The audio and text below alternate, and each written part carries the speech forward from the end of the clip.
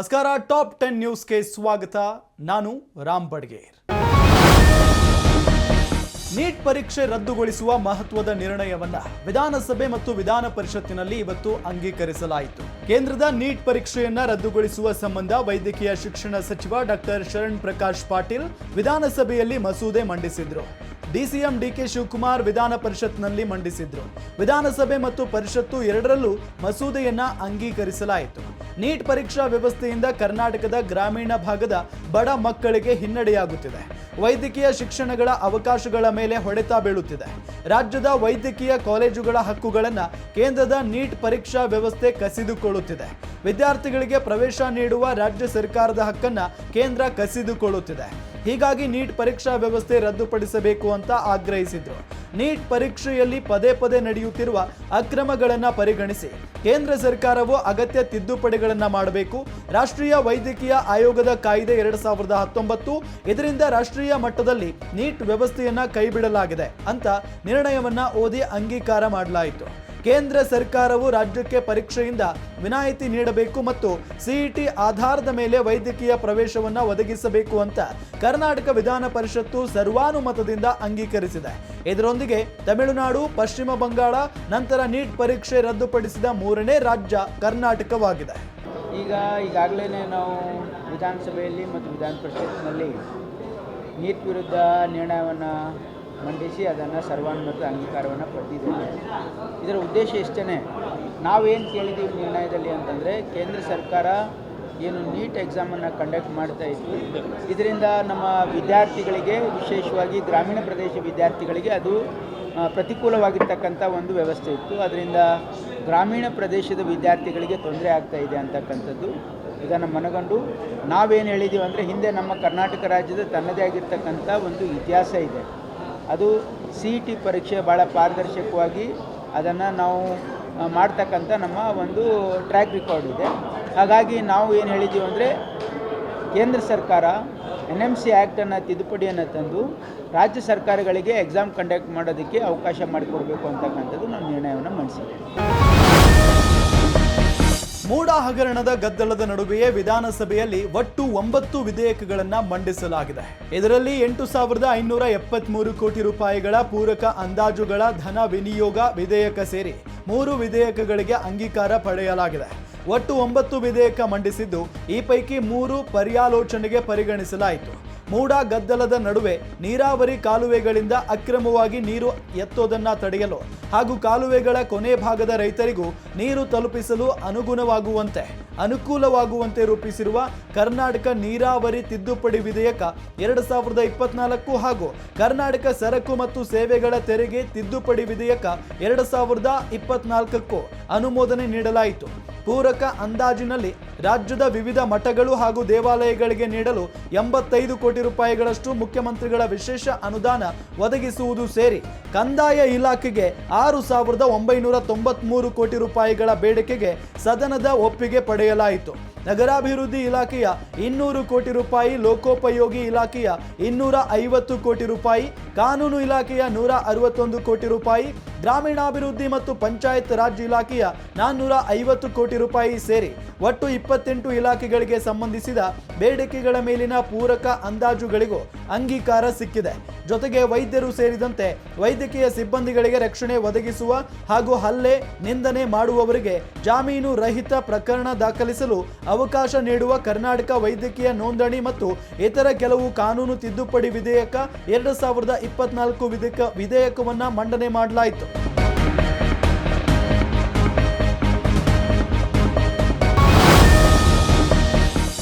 BJP ಮತ್ತು JDS ಶಾಸಕರು ತಮ್ಮ ಹುಳುಕನ್ನ ಮುಚ್ಚಿಟ್ಟುಕೊಳ್ಳಲು ವಿಧಾನಸಭೆಯಲ್ಲಿ ಅಹೋರಾತ್ರಿ ಧರಣಿ ನಡೆಸಿದ್ದಾರೆ ಅಂತ ಉಪಮುಖ್ಯಮಂತ್ರಿ ಡಿಕೆ ಶಿವಕುಮಾರ್ ಹೇಳಿಕೆಯನ್ನ ಕೊಟ್ಟಿದ್ದಾರೆ. ವಿಧಾನಸೌಧ ಆವರಣದಲ್ಲಿ ಮಾಧ್ಯಮ ಪ್ರತಿನಿಧಿಗಳೊಂದಿಗೆ ಮಾತನಾಡಿದ ಅವರು, ಅವರ ಆಡಳಿತದಲ್ಲಿ ನಡೆದ ಅವ್ಯವಹಾರಗಳನ್ನೆಲ್ಲ ಬಯಲು ಮಾಡುತ್ತೇವೆ. ಮೂಡ ಸೈಟು ಹಂಚಿಕೆಯ ಬಗ್ಗೆ ಅವರು ಈಗ ಮಾತನಾಡ್ತಾ ಇದ್ದಾರೆ. 2 ವರ್ಷಗಳ ಹಿಂದೆಯೇ ವಿಷಯ ಪತ್ರಿಕೆಯಲ್ಲಿ ಬಂದಿತ್ತು. ಆಗ್ಯಾಕೆ ಅಧಿಕಾರದಲ್ಲಿದ್ದ ಬಿಜೆಪಿ ನಾಯಕರು ಮಾತನಾಡಲಿಲ್ಲ? ಅದು ಹೋಗಲಿ.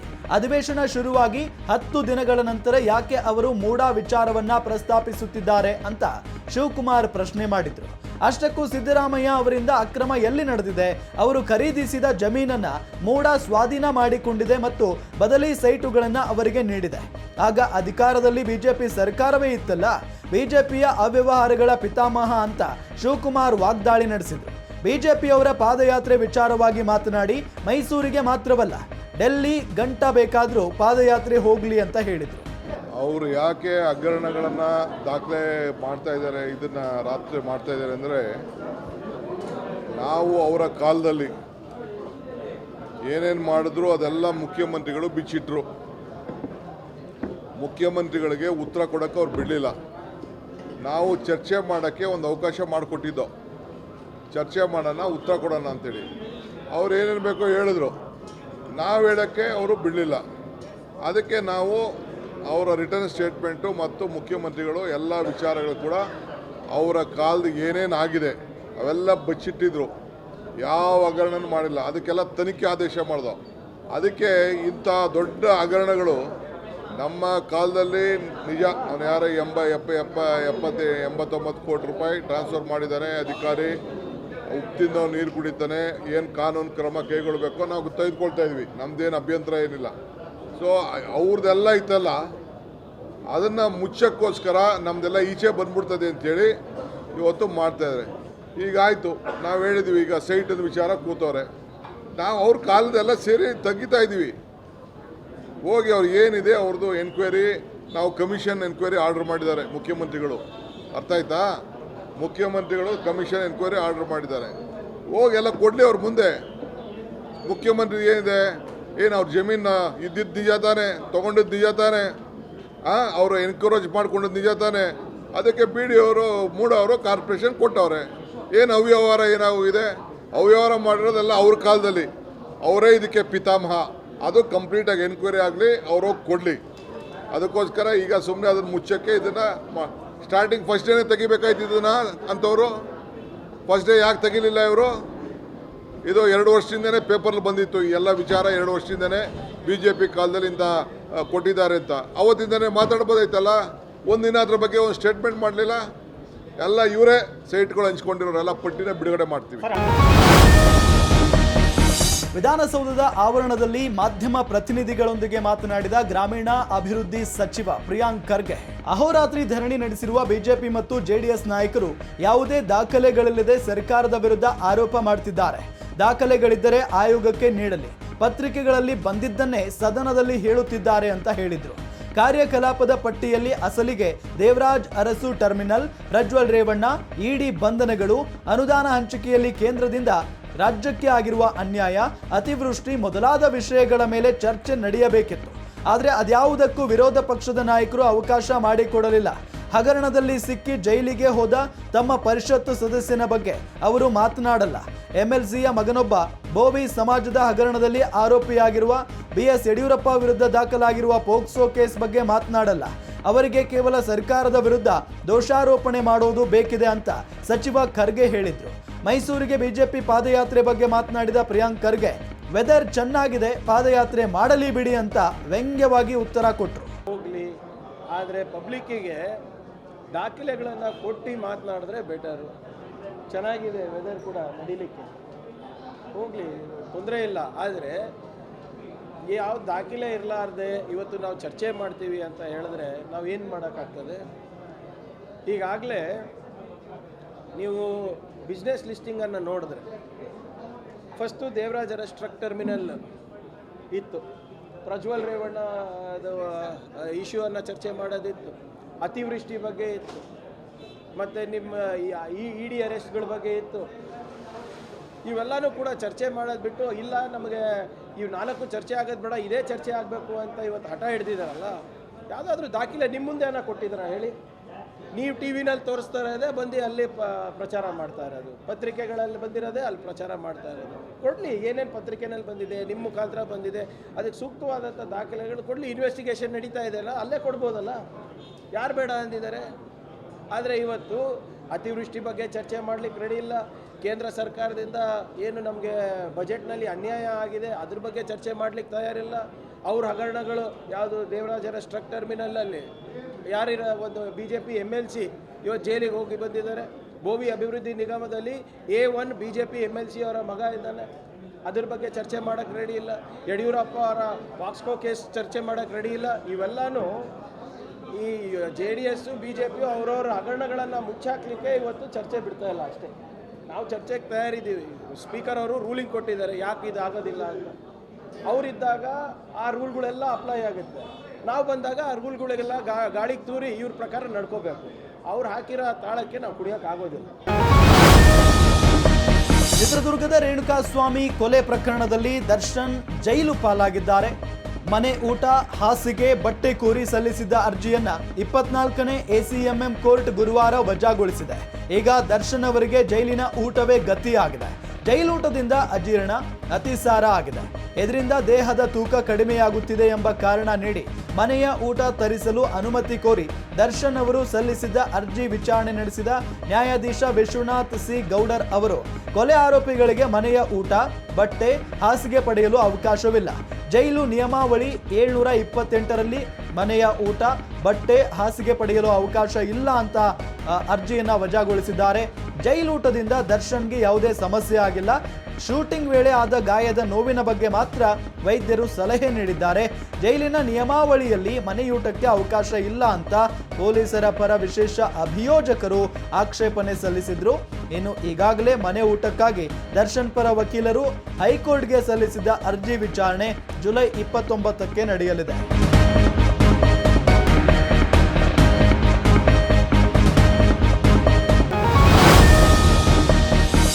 ಇವತ್ತು ಹಾಸ್ಯ ನಟ, ಸಂಗೀತ ನಿರ್ದೇಶಕ ಸಾಧು ಕೋಕಿಲ ಅವರು ದರ್ಶನ್ ಅವರನ್ನ ಜೈಲಿನಲ್ಲಿ ಭೇಟಿ ಮಾಡಿದ್ದಾರೆ.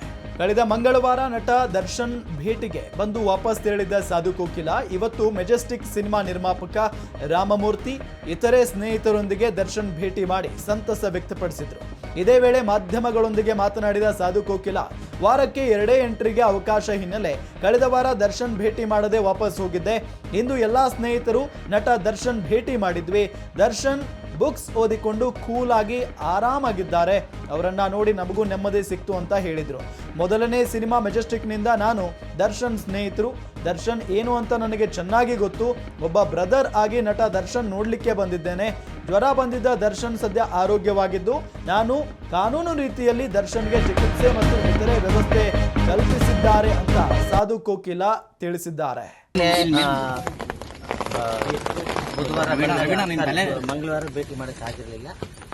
ಯಾಕಂದರೆ ಎಲ್ಲರೂ ಸುಮಾರು ಒಂದು ನಮ್ಮ ಸ್ನೇಹಿತರು ತುಂಬ ಹತ್ತಿರದವರು ಅವರಲ್ಲಿ ಮೊದಲನೇ ಚಿತ್ರ ಮಾಡಿದಂಥ ರಾಮಮೂರ್ತಿ ಅವರೆಲ್ಲ ಬರಬೇಕು. ಅದಕ್ಕೆ ನಾನೇ ವಾಪಸ್ ಹೊರಟುಬಿಟ್ಟೆ. ಬೇಡ, ಯಾಕೆಂದರೆ ತಿರ್ಗಾ ಮತ್ತೆ ಎಂಟ್ರಿ ಸಿಗೋದಿಲ್ಲ ಯಾರಿಗೂ ಈ ವಾರ ಅಂತ. ಇವತ್ತು ಭೇಟಿ ಮಾಡಿದ್ವಿ, ಆರಾಮಾಗಿದ್ದಾರೆ.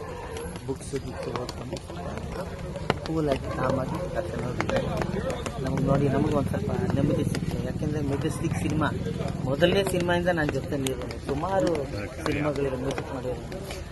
ತುಂಬ ಆತ್ಮೀಯತೆಯಿಂದ ದರ್ಶನ್ ಏನು ಅಂತ ಚೆನ್ನಾಗಿ ಗೊತ್ತು. ಒಬ್ಬ ಬ್ರದರ್ ಆಗಿ ನನ್ನ ಬಗ್ಗೆ ಗೊತ್ತು. ಸರ್, ಆರೋಗ್ಯ ಏನೋ ಜ್ವರ ಬಂದಿತ್ತು ಅಂತೇಳಿ ಹೇಳಿದ್ರು ದರ್ಶನ. ಎಲ್ಲ ಇಲ್ಲಿ ಒಳಗಡೆ ತುಂಬ ಡಾಕ್ಟರ್ ಗೀಕ್ಟರ್ ವ್ಯವಸ್ಥೆ ಇರುತ್ತೆ. ನಾವು ಅಂದ್ಕೊಂಡಷ್ಟು ಏನೇನೋ ಇರೋದಿಲ್ಲ. ಅವ್ರಿಗೂ ರೂಲ್ಸ್ ಆ್ಯಂಡ್ ರೆಗ್ಯುಲೇಷನ್ಸ್ ಇರುತ್ತೆ. ಅದ್ರ ಪ್ರಕಾರ ಏನು ಮಾಡಬೇಕು ಅದನ್ನು ಮಾಡ್ತೀವಿ. ಸರ್, ಕಳೆದ ಬಾರಿ ಈ ಒಂದು ಇನ್ಸಿಡೆಂಟ್ ಆಗಕ್ಕೆ ಮುಂಚೆ ಯಾವಾಗ ಭೇಟಿ ಮಾಡಿದ್ರಿ, ಏನು ಮಾತಾಡಿದ್ರಿ? ಅದೆಲ್ಲ ಯಾಕೆ ಈಗ ಅವ್ರು ಒಳಗಿದ್ದಾರೆ. ಅವರು ಸ್ವಲ್ಪ ಕೂಲಾಗಿ ಅದೆಲ್ಲ ಕಾನೂನು ಏನೇನಿದೆ ನೋಡ್ಕೊಂಡು ರೆಡಿ ಅಭಿಮಾನಿಗಳು ಸಮಾಧಾನವಾಗಿರ್ಬೇಕು. ಅವ್ರು ಎಷ್ಟು ಸಮಾಧಾನವಾಗಿ ಅಭಿಮಾನಿಗಳು ಸಮಾಧಾನವಾಗಿ ಆರಾಮಾಗಿದ್ದರೆ ದರ್ಶನ್ ಅವರು ಕೂಡ ಒಳಗೆ ಸ್ವಲ್ಪ ಕೂಲಾಗಿರ್ತಾರೆ. ಇಲ್ಲಾಂದ್ರೆ ಎಲ್ರಿಗೂ ಟೆನ್ಷನ್ ಆಗದ್ ಬೇಡ. ಅಭಿಮಾನಿಗಳು ಆರಾಮಾಗಿರಿ. ದರ್ಶನ್ ಅವರು ಆರಾಮಾಗಿದ್ದಾರೆ. ಇಂಡಸ್ಟ್ರಿ ಬಗ್ಗೆ ಇಂಡಸ್ಟ್ರಿ ಬಗ್ಗೆ ಈಗಿಲ್ಲ. ನಮ್ಮದು ಇದೆಲ್ಲ ಇದೆ, OTT ಆರಂಭ ಎಲ್ಲ ಇದೆ. ಅದು ಚೀಫ್ ಮಿನಿಸ್ಟರ್ ತನಕ ಹೋಗಿದೆ. ಈ ಆಗಸ್ಟ್ 15 ಒಳಗೆ ಏನಾದರೂ ಒಂದು ಬರಬೇಕು ನಮ್ಮ ಸಿನಿಮಾ ಇಂಡಸ್ಟ್ರಿಗೆ ಅಂತ ನನ್ನ ಆಸೆ. ಎಲ್ರಿಗೂ ಅಷ್ಟೇ. ಯಾಕೆಂದ್ರೆ ನಮ್ಮ ಸಿನಿಮಾ ಇಂಡಸ್ಟ್ರಿ ಒಂದು ಸ್ವಲ್ಪ ಏನು ಪೊಸಿಷನ್ ಎಲ್ರಿಗೂ ಗೊತ್ತಿದೆ. ಆದಷ್ಟು ಬೇಗ ಒಂದು OTT ನಾವು ಶುರು ಮಾಡ್ತೀವಿ. ಕೆಂಪೇಗೌಡ ಅಂತಾರಾಷ್ಟ್ರೀಯ ವಿಮಾನದಲ್ಲಿ ದಿನೇ ದಿನೇ ಅಕ್ರಮ ಸಾಗಾಟಗಾರರು ಹೆಚ್ಚಾಗಿ ಸಿಕ್ಕಿ ಬೀಳುತ್ತಿದ್ದಾರೆ.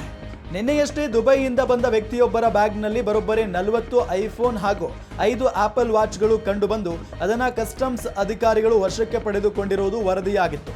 ಇದರ ಬೆನ್ನಲ್ಲೇ ಇಂದು 1.68 ಕೋಟಿ ರೂಪಾಯಿ ಮೌಲ್ಯದ 2 ಕೆಜಿ 579 ಗ್ರಾಂ ಚಿನ್ನವನ್ನ ಕಸ್ಟಮ್ಸ್ ಅಧಿಕಾರಿಗಳು ಸೀಸ್ ಮಾಡಿದ್ದಾರೆ.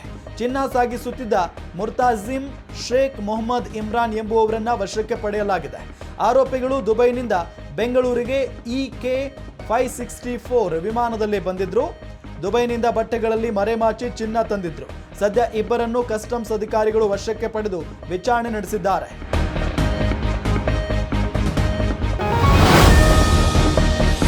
KGF ಚಿತ್ರದ ಖ್ಯಾತಿಯ ಯಶ್ ಈಗ ಟಾಕ್ಸಿಕ್ ಚಿತ್ರಕ್ಕಾಗಿ ಭರ್ಜರಿ ತಯಾರಿಯನ್ನ ನಡೆಸುತ್ತಿದ್ದಾರೆ. ಅಲ್ಲದೆ ಇತ್ತೀಚೆಗಷ್ಟೇ ಅವರ ಹೊಸ ಹೇರ್ ಸ್ಟೈಲ್ ಅಭಿಮಾನಿಗಳ ನಿದ್ದೆಗೆಡಿಸಿದ್ದು ಹೊಸ ಟ್ರೆಂಡ್ ಸೃಷ್ಟಿ ಮಾಡಿದ್ರು. ಆದರೆ ಇದೀಗ ಟಾಕ್ಸಿಕ್ ಚಿತ್ರಕ್ಕೆ ಕಾನೂನು ಸಂಕಷ್ಟ ಎದುರಾಗಿದೆ. ಹೌದು, ಟಾಕ್ಸಿಕ್ ಚಿತ್ರದ ವಿರುದ್ಧ ವಕೀಲರೊಬ್ಬರು ಕೋರ್ಟ್ ಮೆಟ್ಟಿಲೇರಿದ್ದಾರೆ. ಟಾಕ್ಸಿಕ್ ಚಿತ್ರಕ್ಕಾಗಿ ನಿರ್ಮಿಸಿರುವ ಬೃಹತ್ ಸೆಟ್ನಿಂದ ಸಮಸ್ಯೆ ಎದುರಾಗಿದೆ ಅಂತ ಆರೋಪಿಸಿದ್ದಾರೆ. ಪೀಣ್ಯ ಪ್ಲಾಂಟೇಶನ್ ಜಮೀನಿನ ಬಳಿ 20 ಎಕರೆ ಜಾಗದಲ್ಲಿ ಬೃಹತ್ ಸೆಟ್ ಹಾಕಲಾಗಿದೆ. ಅರಣ್ಯ ಭೂಮಿಯಲ್ಲಿ ಅಕ್ರಮವಾಗಿ ಸೆಟ್ ನಿರ್ಮಾಣ ಮಾಡಲಾಗಿದೆ ಅಂತ ಆರೋಪಿಸಿ ವಕೀಲ ಜಿ ಬಾಲಾಜಿ ನಾಯ್ಡು ಕರ್ನಾಟಕ ಹೈಕೋರ್ಟ್ನಲ್ಲಿ ಸಾರ್ವಜನಿಕ ಹಿತಾಸಕ್ತಿ ಅರ್ಜಿ ಹಾಕಿದ್ದಾರೆ. ಈ ಸಂಬಂಧ ಹೈಕೋರ್ಟ್ ಟಾಕ್ಸಿಕ್ ಚಿತ್ರದ ನಿರ್ಮಾಣ ಸಂಸ್ಥೆ KVN ಪ್ರೊಡಕ್ಷನ್ ಮತ್ತು HMT ಸಂಸ್ಥೆಗೆ ನೋಟಿಸ್ ನೀಡಿದೆ. ಟಾಕ್ಸಿಕ್ ಚಿತ್ರದಲ್ಲಿ ಯಶ್ ಜೊತೆಗೆ ನಯನತಾರಾ, ಹುಮಾ ಖುರೇಶಿ ಸೇರಿದಂತೆ ದೊಡ್ಡ ತಾರಾ ಬಳಗವಿದೆ. ಯಶ್ಗೆ ಜೋಡಿಯಾಗಿ ಬಾಲಿವುಡ್ ನಟಿ ಕಿಯಾರಾ ಅಡ್ವಾಣಿ ನಟಿಸಲಿದ್ದಾರೆ. ಈ ಚಿತ್ರವನ್ನ ಮಲಯಾಳಿ ನಿರ್ದೇಶಕಿ ಗೀತು ಮೋಹನ್ ದಾಸ್ ನಿರ್ದೇಶನ ಮಾಡುತ್ತಿದ್ದಾರೆ. ಸಿನಿಮಾವನ್ನ KVN ಪ್ರೊಡಕ್ಷನ್ ನಿರ್ಮಾಣ ಮಾಡುತ್ತಿದೆ.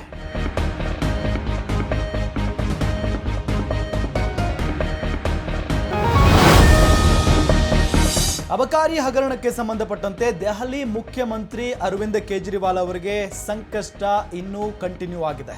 ಅಕ್ರಮ ಹಣ ವರ್ಗಾವಣೆ ಮತ್ತು ಅಬಕಾರಿ ಹಗರಣಕ್ಕೆ ಸಂಬಂಧಿಸಿದ ಭ್ರಷ್ಟಾಚಾರ ಪ್ರಕರಣಗಳಲ್ಲಿ ದೆಹಲಿ ಸಿಎಂ ಅರವಿಂದ್ ಕೇಜ್ರಿವಾಲ್ ಅವರ ನ್ಯಾಯಾಂಗ ಬಂಧನವನ್ನ ದೆಹಲಿ ಕೋರ್ಟ್ ವಿಸ್ತರಿಸಿದೆ.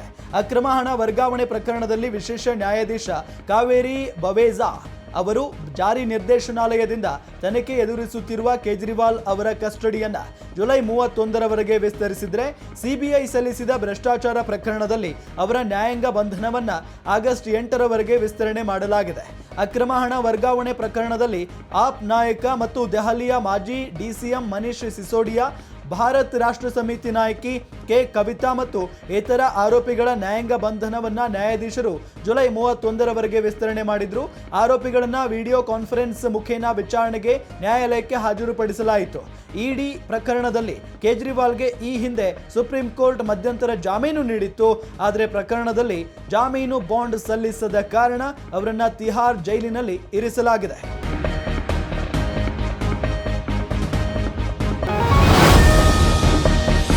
ಪ್ಯಾರಿಸ್ನಲ್ಲಿ ನಾಳೆಯಿಂದ 33ನೇ ಆವೃತ್ತಿಯ ಒಲಿಂಪಿಕ್ ಹಬ್ಬ ಆರಂಭ ಆಗಲಿದೆ.